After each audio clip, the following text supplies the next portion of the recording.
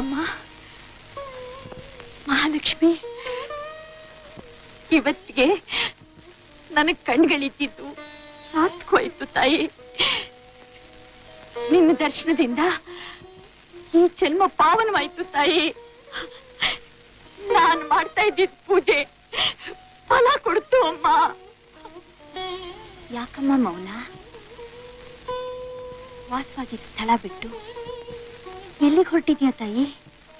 ಎಲ್ಲಿ ನನಗೆ ಗೌರವ ಮರ್ಯಾದೆ ಸಿಗುತ್ತೋ ಅಲ್ಲಿಗೆ. ಇಲ್ಲಿ ನಿನ್ಗೆ ಯಾರು ಅಪಚಾರ ಮಾಡಿದ್ರು ತಾಯಿ? ನಿನ್ನ ಪತಿ.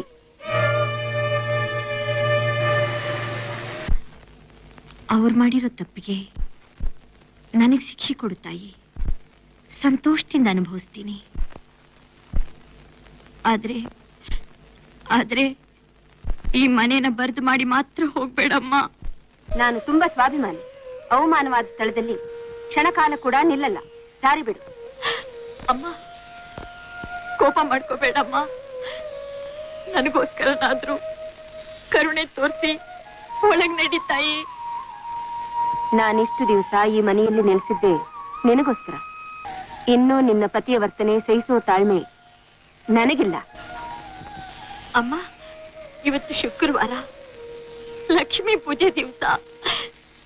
ನಿನಗೆ ಅರಿಶಿನ ಕುಂಕುಮ ಕೊಡದೆ ಕಳಿಸೋದು ನಮಗ್ ಶ್ರೇಯಸ್ಸಲ್ಲ ತಾಯಿ, ಶ್ರೇಯಸ್ಸಲ್ಲ ಅಮ್ಮ. ಸರಿ, ಕುಂಕುಮ ತಗೊಂಡ್ ಬಾ. ಅಮ್ಮ,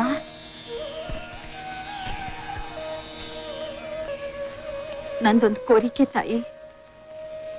ನಾನು ಬಂದು ನಿನ್ನ ಕುಂಕುಮ ಕೊಡೋವರೆಗೂ ಈ ಮನೆ ಹೊಸಲು ದಾಟಲ್ಲ ಅಂತ ನನಗ್ ಮಾತು ಕೊಡು ತಾಯಿ. ನೀನ್ ಬಂದು ಕುಂಕುಮ ಕೊಡೋವರೆಗೂ ನಾನಿಲ್ಲಿಂದ ಹೋಗಲ್ಲ. ಸರಿ ತಾನೆ?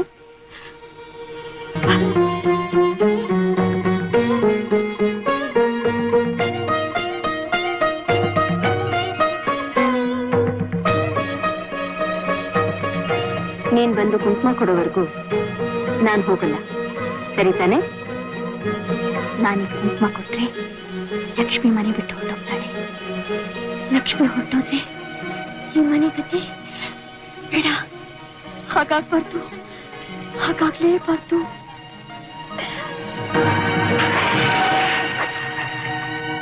ಮಹಾಲಕ್ಷ್ಮಿ ಮನೆಗೆ ಬಾರಮ್ಮ, ಮಹಾಲಕ್ಷ್ಮಿ ಮನೆಗೆ ಬಾ.